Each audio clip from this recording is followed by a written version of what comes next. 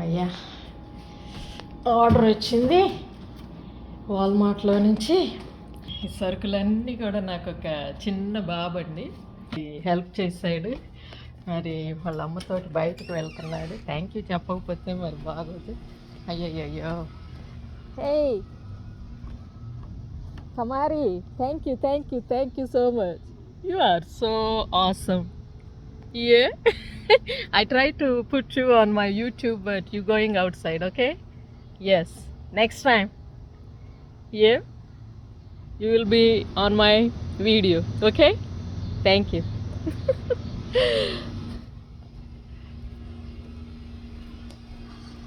ఇటు ఎండాకాలం కాదు, అటు మరి చలికాలం కాదు, మధ్యలో ఉన్నామండి. మరి మనందరికీ తండ్రియు మన రక్షకుడును మన ప్రియ ప్రభువగు శ్రీ యేసుక్రీస్తు శుభనామమున మరి మీ అందరికి కూడా ఉదయకాలము ప్రత్యేకమైన వందనాలు తెలియజేసుకుంటున్నానండి. మరి కమారి అని ఎవరిని పిలిచానని అనుకుంటున్నారా? మరి చిన్న బాబు మా షెల్టర్లోనికి మరి రీసెంట్గా వచ్చారు, ఒక 3-4 వీక్స్ బ్యాక్. మరి ఎంత చిన్న అంటే 6-7 ఇయర్స్ ఉంటాయి. వాడు ఇప్పుడే అంటే ఫస్ట్ గ్రేడ్ సెకండ్ గ్రేడ్లో జాయిన్ అయ్యాడు అనమాట. సో న్యూయార్క్ నుంచి వచ్చాడు. వచ్చినప్పుడు మరి కొంచెం యాక్సెంట్ డిఫరెంట్, అట్లాగనే మరి నన్ను కొంచెం ఇండియా కదా, ఇండియన్ యాక్సెంట్. సో 2-3 సార్లు వాట్స్ యువర్ నేమ్ అని అన్నాడు. అంటే మరి నా పేరు రా అని రా రా రా అంటే రా పలకట్లేదు వాళ్ళకి. సో నేను అన్నాను అనిత అని మనకి ఇక్కడ ఉన్నారు కదా అనిత అనే అమెరికన్స్ పేర్లు ఉంటాయి అన్నమాట. సో నేను అన్నాను అలాగనే రా రా రా అంటే ర్యాబిట్, ఆ రా ప్రొనౌన్సియేషన్ అని చెప్పాను అనమాట. చెబితే ఓకే స్టిల్ రా అనేది రావట్లేదు అనమాట. సో వాడు మరి వచ్చిన కొత్తల్లో మరి కొంచెం సిగ్గుపడుతూ ఉన్నాడు. కానీ వాళ్ళ అమ్మతోటి ఎప్పుడైనా బయటికి వెళ్ళి వచ్చేటప్పుడు నేనేం చేస్తానంటే కమారి తీసుకొని వస్తూ ఉంటాడు. అంటే ఆ సామాన్ అంతా 2 చేతుల్లో ఆ షాప్ నుంచి వచ్చేటప్పుడు తీసుకొని వస్తూ ఉంటాడు. వస్తూ ఉంటే నేను అంటాను షల్ ఐ హెల్ప్ యూ అని చెప్పేసి నేను వెళ్ళి వాడి చేతుల్లోంచి ఆ బరువులో కొంచెం తీసుకొని వచ్చి మరి నేను హెల్ప్ చేస్తాను అనమాట. థ్యాంక్ యూ అంటాడు. ఈరోజు మరి ఇప్పుడే నేను పైన వేరే కొత్త ఫ్యామిలీ వస్తే మరి వాళ్ళకి పాలు లేవు. సరే అట్లాగనే మరి సీరియల్ కూడా లేదంటే సరే నా దగ్గర ఉన్న ఫుడ్ స్టాంప్స్ నుంచి ఆర్డర్ ఇద్దామని చెప్పేసి గబాలను ఆర్డర్ ఇచ్చేసేసాను. ఆర్డర్ వచ్చింది. ఆర్డర్ వస్తే మరి ఆర్డర్ రాగానే అటు నుంచి ఒక ముసలాయన అంటే షెల్టర్లో అటువైపు మగవాళ్ళ వైపు నుంచి మరి ఒక ముసలాయన అంటే ఆయన 68-70 ఇయర్స్ ఉంటాయి. ఆయన అలా నా జానీ గారు అలా వెళ్తూ ఉండి మరి తీసుకొస్తున్న వాల్మార్ట్ మరి అతను ఎవరైతే డ్రాప్ చేశారో అతను తీసుకొస్తూ ఉంటే అతనితోటి పిచ్చాపాటి మాట్లాడుతున్నారు. ఈ వాల్మార్ట్ అతనికి ఆయన దగ్గర ఇప్పుడు ఈ బాస్కెట్ నిండా నాకు ముందు అసలు నాకు ఐడియా ఉంటే తీసేదాన్ని. ఆ బాస్కెట్ నిండా అతను నేను ఆర్డర్ ఇచ్చినవన్నీ ఇలా పట్టుకొని వస్తున్నారనమాట. వస్తూ ఉంటే ఈయన మధ్యలో ఆపేసి ఆయన్ని అక్కడ ఆపి అంటే ఆపటం అంటే అతను వచ్చే త్రోవలో ఆపి ఏదో అడుగుతున్నారు. అడుగుతూ అక్కడ నిలబెట్టేశారు.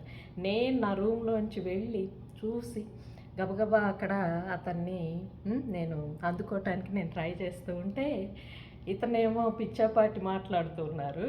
ఈ కమారి అని లోపల నుంచి మరి వాళ్ళు బయటికి వెళుతూ ఉన్నారు. వెళుతూ ఆగి మరి నేను నీకేమైనా హెల్ప్ చేయనా అని చెప్పేసేసి మరి కొన్ని మరి లోపలికి తీసుకొని వచ్చి నాకు హెల్ప్ చేసి ఆ తర్వాతకి ఇప్పుడే వెళ్ళిపోయారనమాట. అంటే బయట కొంచెంసేపు బయటికి దేనికో వెళ్ళారండి. సో నాకు అది చూడగానే అంటే ఏమనిపించిందంటే పెద్ద వయసు అంటే మనం అనుకుంటూ ఉంటాం ఎదిగాము అని అనుకుంటూ ఉంటాం కదా. దాంట్లో మరి ఏమన్నా జ్ఞానంలో తగ్గాం అని అనుకోవాలా? మరి ఇప్పుడే అంటే పుట్టిన బిడ్డలు అట్లాగే చిన్నపిల్లలు మరి వీళ్ళల్లో మరి అప్పుడే పుట్టారు, అసలు జ్ఞానం లేదు అనుకుందామా అని అనుకోవటానికి దేవుడు మరి మనల్ని చాలా అంటే ఆశ్చర్యం పరుస్తుంటారు అద్భుతంగా. ఆ చిన్నవాడి జ్ఞానం చూడు ఈ ముసలాయన కంటే కూడా అన్నట్టుగా మనకు చెబుతూ ఉంటారు. అవునా? మరి ప్రసంగి గ్రంథంలో మరి 4వ అధ్యాయంలో చూడండి 13వ వాక్యము, అది కొన్ని వాక్యాలు ఉన్నాయి 13 నుంచి. మూఢత్వము చేత బుద్ధి మాటలకి ఇక చెవి ఒగ్గలేని ముసలి రాజు కంటే బీదవాడైన జ్ఞానవంతుడకు చిన్నవాడే శ్రేష్ఠుడు అని అంటే చూడండి. మనము ఒక్కొక్కసారి ఈ అంటే నేను క్రిటిసైజ్ కాదు, విమర్శించడం కాదు, మనం రాజులుగా పెట్టుకునే వాళ్ళని మనం అనుకుంటూ ఉంటాం అనమాట. ఏమనంటే మంచి అనుభవం ఉండాలి, మరి అట్లాగనే మంచి అంటే కుటుంబం నుంచి వచ్చిన వాళ్ళు ఉండాలి, మరి అట్లాగనే మంచి చదువు ఉండాలి, బ్యాక్గ్రౌండ్ అట్లాగనే మంచి మరి తెలివితేటలు ఉండాలి అని అంతా కూడా బ్యాక్గ్రౌండ్లో మరి మనం చూస్తూ ఉంటాం. ఎప్పుడైనా కూడా చూడండి, పలానా వారు ఒక అధికారంలో ఉన్నారంటే వారి వెనక మనం ఎప్పుడు కూడా అబ్బా ఎంత మంచి ఇంటి నుంచి వచ్చారు, అట్లాగనే ఎంత అంటే ఆ ఉద్యోగం చేశారా, అలాగే చేశారా, అన్ని భాషలు వచ్చా, అవునా, మరి అట్లాగనే మరి ఇంకా ఇంకా ఇంకా ఇంకా కూడా మనము పోల్చుకుంటూ ఉంటాం. ఏమనంటే అబ్బా మరి ఆ ఉద్యోగానికి ఇతనే సరైన మంచి నిర్ణయం తీసుకున్నామనో లేకపోతే అలా మరి అక్కడే మరి మనం ఎన్నోసార్లు ఆ శ్రేష్టత అనే దాంట్లో మనం ఎంత అంటే ఒక్కొక్కసారి ఆ మూఢత్వం చేత ఆ బుద్ధి అంటే ఏంటంటే అది ప్రదర్శించలేని అంటే ఆ జ్ఞానమును ఏ విధముగా ఎక్కడ పెట్టాలో తెలియని ఆ వృద్ధ రాజు కంటే కూడా ఒక బీదవాడైన జ్ఞానవంతుడు చిన్నవాడే శ్రేష్ఠుడు అని ఇక్కడ వాక్యంలో.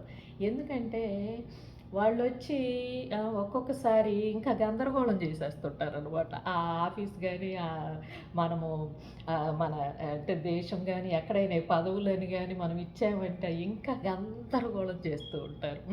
మరి ఒక్కొక్కసారి చూడండి ఈ బిడ్డ మరి నేను ఆ వీడియోలో చూస్తూ ఉన్నప్పుడు మరి ఆ బిడ్డ మరి ఇలా అంటే ఎట్లంటే రోడ్డు మీద మరి నిలబడి మరి అంటే అడుక్కుంటూ వాళ్ళ చెల్లిని కూడా భుజం మీద కాలేమో విరిగుంది, కాలుకు ఒక కట్టుంది, ఈ బిడ్డను పట్టుకున్నాడు, ఆ బిడ్డను అక్కడ దించాడు, మరలా వచ్చేపోయే కారు దగ్గరికి వెళ్ళి మరి కుంటుకుంటూ మరి భిక్షాటం చేస్తూ ఉంటే ఎవరు కూడా అంటే నేను చూసిన వీడియోలో అంతవరకు ఎవరు మరి ఏమి ఇవ్వలేదు. సరే హఠాత్తుగా మరి ఇంకొకరు వచ్చి మరి అక్కడ అబ్బాయికి ఆ విండో తెరిచేసి మరి ఏదో ఆఫర్ చేస్తూ ఉంటే ఒక్కటే అంటే ఏదంటే తనకు ఎంత అవసరం అంతవరకు తీసుకొని థ్యాంక్స్ అని చెప్తున్నాడు. అంటే అతను ఇవ్వబోయే మొత్తంలో కూడా కొంత తీసుకొని అది చాలు అన్నట్టుగా అనుకో. అతని ఆకలికి, అతని పరిస్థితికి, అతని ఆ స్థితికి ఆ కాలు విరిగి ఇంకా ఇస్తే బాగుండని అలా తీసేసుకుంటాం కదండి మామూలుగా అయితే. మరి అలాంటిది తీసుకోకుండా అంటే అంతవరకే ఇలా పెట్టిన వాటన్నిటిలో కూడా తను ఓన్లీ ఒక్కటి తీసుకొని మరి ఇలా చెయ్యి చూపించి థ్యాంక్స్ అని చెప్పి చెల్లినో ఎవరినో ఎత్తుకొని చిన్న బాబే సంతోషంగా వెళ్తూ ఇలా టాటా చెప్తూ ఉంటే ఎంత సంతోషం అనిపించిందంటే అంటే జ్ఞానం ఎందులో ఉందండి ఇప్పుడు మీరు చెప్పండి. అంటే మనము పిలుస్తూ ఉంటాం కదా అధికారంలోకి, ఏలండి మమ్మల్ని అంటే ఈ పొజిషన్లో వీటిలో ఈ పిలుస్తూ ఉన్నప్పుడు వాళ్ళు వచ్చి అక్కడంతా కూడా ఎంత లోభత్వం చూపిస్తూ ఉంటారంటే అంతవరకు నీ బ్యాక్గ్రౌండ్ ఏంటి? మంచి కుటుంబం. నీ బ్యాక్గ్రౌండ్ ఏంటి? అబ్బా మంచి చదువు. నీ బ్యాక్గ్రౌండ్లో అసలు ఎప్పుడు కూడా నువ్వు లేమనేది లేదే. మరి అట్లాగనే నీ కొరత అనేది ఏమీ లేదే. మరి అట్లాగనే మరి నీ పాండిత్యం అంతా కూడా మరి చెప్తున్న చదువు అంతా కూడా మరి నిన్ను మరి ఈ లంచం తీసుకోమనో లేకపోతే బుద్ధిహీనమైన పనులు చేయమనో అవి ఏమి చెప్పలేదే. మరి ఎందుకని ఎందుకని ఎందుకని మన దృష్టి అంతా కూడా ఆ పరిపాలకులను కానీ ఎవరైనా మనం ఉంచిన వాళ్ళల్లో అందరినీ నేను అనటం లేదండి. ఆ చూస్తూ ఉంటే అంటే ఈ కంపారిజన్లో ఈ బీదలు శ్రేష్ఠులు, ఆ చిన్నవాడైన బీద వాడు శ్రేష్ఠుడు కదా అని దేవుడు అంటూ ఉంటే నిజమే కదా. అంటే ఆ చిన్న బిడ్డ పరిపాలన చెయ్యలేడా? అంటే ఏంటి కావాల్సింది పరిపాలనకి అంటే నిస్వార్థమైన బుద్ధేగా కావాల్సింది. అది ఉంటే కనుక అది అన్నిటికంటే మించిన జ్ఞానం కదా. మరి అట్టివాడు తన దేశమందు బీదవాడుగా పుట్టినను పట్టాభిషేకము నొందుటకు చెరసాలలో నుండి బయలువెళ్ళును అంటున్నారు. చెరసాలనే బీదతనం అవ్వచ్చు, చెరసాలనే కుంటితనం అవ్వచ్చు, చెరసాలనే మరి లేమి అవ్వచ్చు, చెరసాలనే వాటిల్లో నుంచి కానీ దేవుడు మరి ఏమంటున్నారంటే మరి అట్టివాడు దేశమునకు మేలు శ్రేష్ఠుడు అని చెబుతున్నారనమాట. సూర్యుని క్రింద సంచరించు సజీవులందరూ గతించిన రాజునకు బదులుగా రాజైన ఆ చిన్నవాని పక్షమున ఉందురని నేను తెలుసుకుంటున్నాను. మరి సోలొమన్ దావీదు రాజు కుమారుడు రాసిన ఈ ప్రసంగి గ్రంథంలో చూడండి. మరి అతని ఆధిపత్యం క్రింది జనులకు లెక్కయే లేదు అయినను అని అంటే రాబోవారు వీని ఎందు ఇష్టపడరంట. ఎందుకంటే మనుషులు మనం ఈ లోక జ్ఞానం అంతా ఎప్పుడు కూడా వెనక బ్యాక్గ్రౌండ్ అంటే ఏముంది, ఎంత వయసు, ఎంత ఏముంది, ఎంత ఏంటి, ఎంత చదువు, ఎంత అని శ్రేష్టతలో మనము గణించేవన్నీ కూడా దేవుడి క్రింద అవి వ్యర్థమేనండి. అవి వ్యర్థమే. ఎందుకంటే అంత ఉండి కూడా ఇప్పుడు నేను ఒక ఉదాహరణ జస్ట్ చెప్పానండి, ఎవరిని కించపరచడానికి కాదు. అంటే బయట నుంచి అతను వెళుతూ అక్కడ ఆగి ఉండి ఈ వ్యక్తికి తీసుకొని వస్తున్న బరువును మరి సహాయం చేయటానికి ముందుకు వెళ్ళటము, పలకరించటంలో అక్కడ కాస్త అతనికి హెల్ప్ చేసి ఆపటము చేసుంటే అది శ్రేష్టత అని దేవుడు చూస్తూ ఉంటారు ఆకాశం క్రింద. మరి మరి చిన్నవాడు చూడండి, నేను చెప్పానా, అసలు నేను పిలిచానా, వాడు వెళుతూ వెళుతూ వెళుతూ వెంటనే ఆగి మరి రెస్పాండ్ అయ్యాడండి. కాబట్టి ఆ చిన్నవాడే శ్రేష్ఠుడు అని నాకు కూడా మరి అనిపించింది. ఎందుకంటే అబ్బా నేను అంటే ఏంటంటే ఈ చిన్నపిల్లల దగ్గర ఎక్కువగా సంతోషపడుతూ ఉంటాను. ఎందుకంటే అందులో నాకు అమితమైన సంతృప్తి దొరుకుతుందండి. మరి పెద్దవారు మూఢత అంటే ఏంటంటే మనం ఎంత వారి ఎడల చేసినా కూడా అది మరి ఆ జ్ఞానమైన వారి వయసులో కానీ దేని యందు కానీ అది ఎక్కడ దాగిపోతూ ఉంటుందో తెలియదు. కానీ మరి చిన్నపిల్లల యందు మాత్రం నేను చాలా సంతోషిస్తానండి. మరి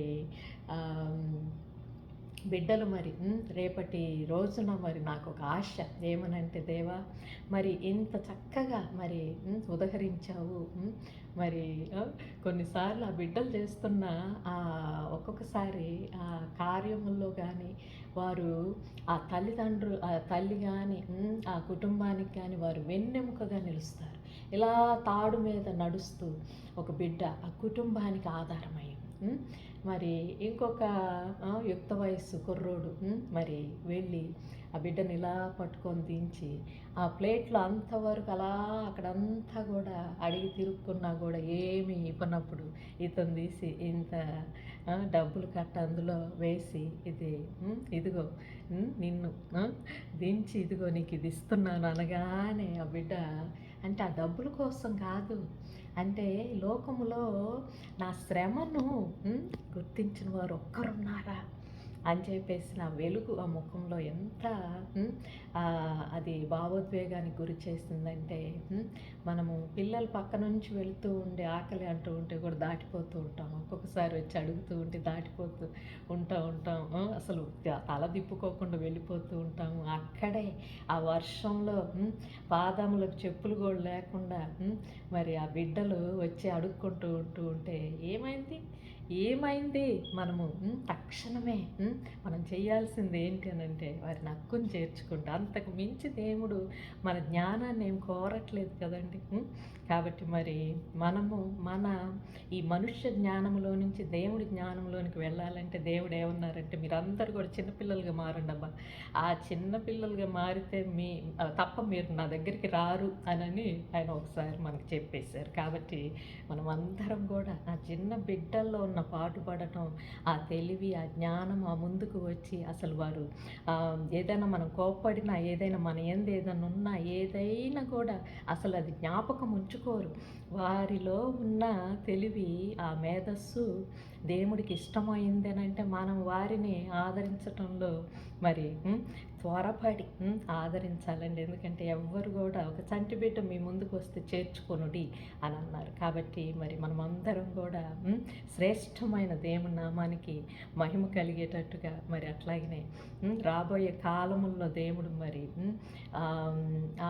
అంటే ఏమంటారంటే, ఆ చిన్న బీదవాడిగా పుట్టినను మరి జ్ఞానవంతుడకు ఆ చిన్న బిడ్డలతో ఒక్కసారి పరిపాలనకు అలా ఇస్తే బాగుండు అని మనం కూడా కోరుకుందామండి. ఎందుకంటే ఒకసారి వాళ్ళు ఏం చేస్తారు అనేది నాకు ఒక ఆశగా ఉందన్నమాట. అట్లాగనే మరి దేవా, మరి ఆ చిన్న బిడ్డలందరికీ కూడా మరి ఒకసారి అవకాశం ఇవ్వు నాయన.